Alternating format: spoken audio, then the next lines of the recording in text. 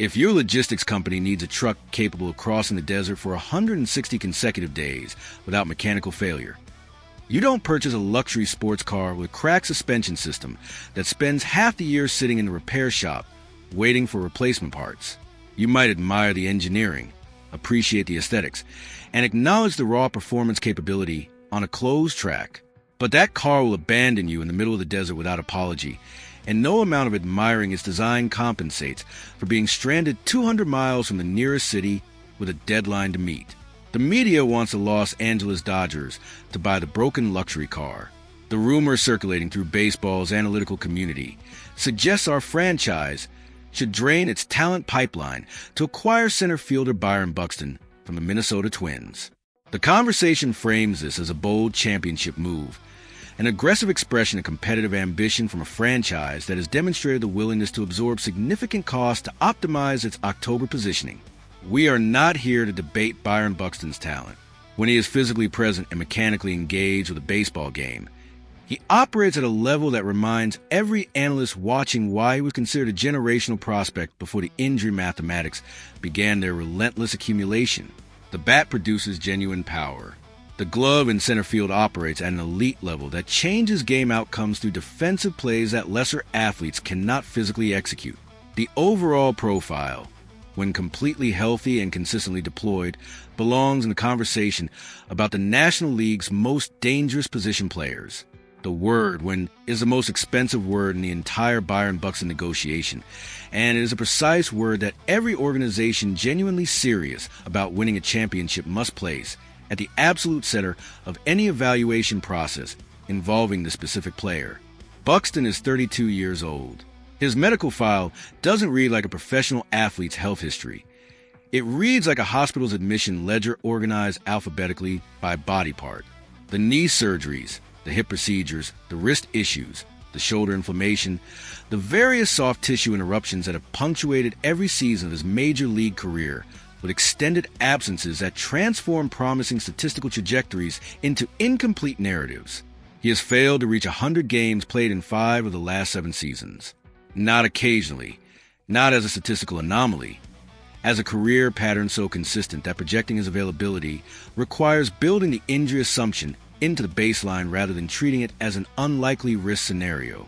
Before the medical spreadsheets hit your screen in full detail, I'm placing the decision directly in your hands right now. You control the health of our organizational vault. Do you absorb this radioactive risk, betting that the Dodgers' medical infrastructure can maintain Buxton's structural integrity through the specific physical demands of October baseball? Or do you lock the negotiating door permanently? Refuse to purchase glass athletes regardless of their ceiling, and protect the developmental assets that sustain this franchise's competitive continuity beyond the current championship window? Think with Surgeon's calculator, because talent sitting in the training room doesn't put bat on ball when the World Series scorecard demands it. Let's examine the transaction's actual mathematics with the clinical detachment this decision requires. The assets Minnesota would demand to release a player of Buxton's theoretical caliber involve the exact names that define the Dodgers' organizational future.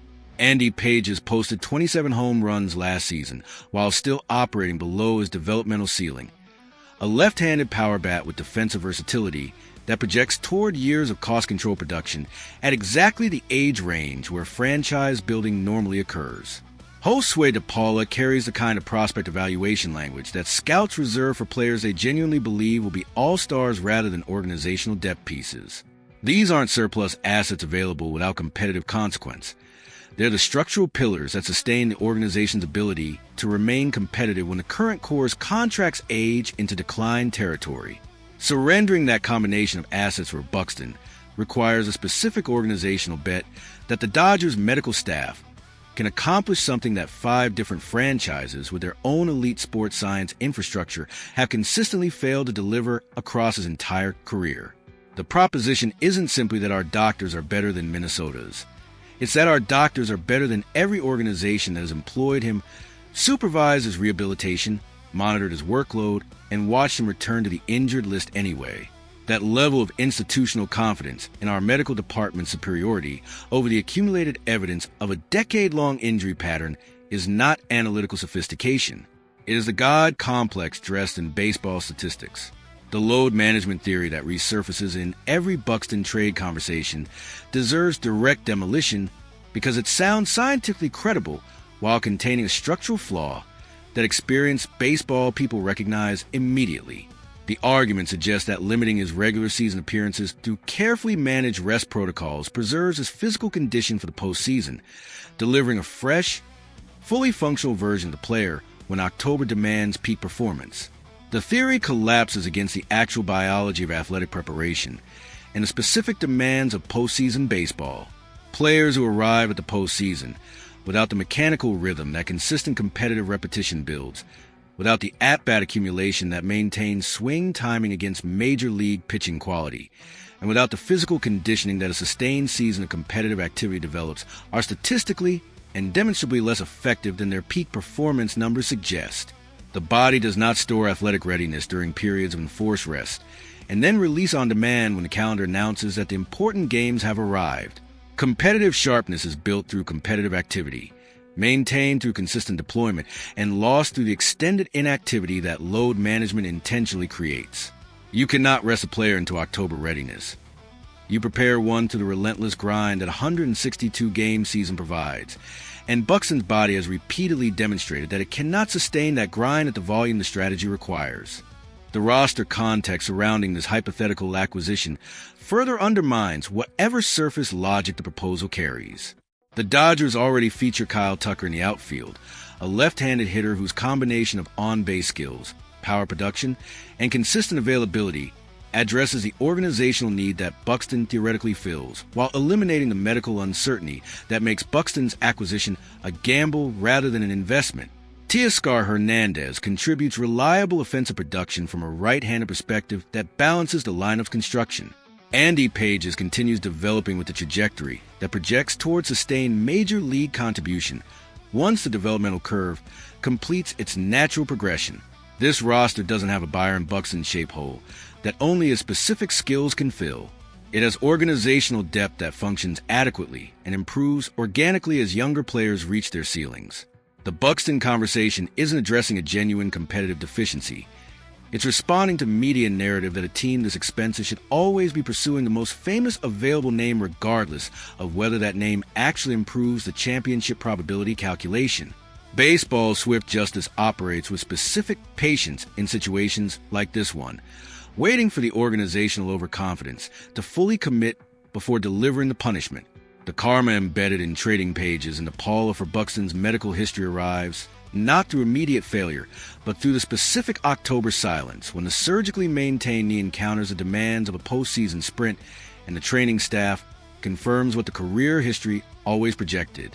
The assets we surrendered to acquire 30 games of regular season production and a postseason injury are meanwhile developing into legitimate major league contributors in Minnesota's organization, building the competitive foundation of a franchise that will be relevant long after our championship window closes. The financial dimension adds another layer to the analytical case against this acquisition. Buxton's contract carries salary numbers that reflect his ceiling performance rather than his availability-adjusted realistic contribution, meaning the Dodgers would pay for the version of the player that appears in highlight packages while receiving the version that appears in injury reports with frustrating regularity. That gap between contracted expectation and delivered reality represents organizational cost that accumulates beyond the prospect capital surrendered to acquire him. The operating table is clear, and this decision just landed directly in your lap with full organizational weight attached.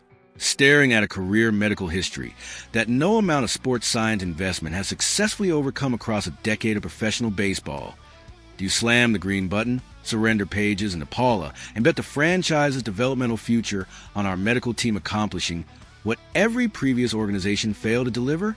Or do you lock the negotiating door permanently? Protect the talent pipeline that sustains this franchise beyond the current superstar core, and trust that the roster already occupying our clubhouse is sufficient to compete for the championship without absorbing a 32-year-old outfielder whose most consistent performance has been his injury frequency? Send your most unfiltered verdict into the comments without softening a single analytical edge. Talent stranded in the training room doesn't swing bats in October, And the Dodgers did not build the sport's most expensive roster to convert its developmental future into medical gambles that the evidence consistently argues against. The glass car might look extraordinary in the showroom, but the desert doesn't care about aesthetics when a suspension fails 200 miles from rescue.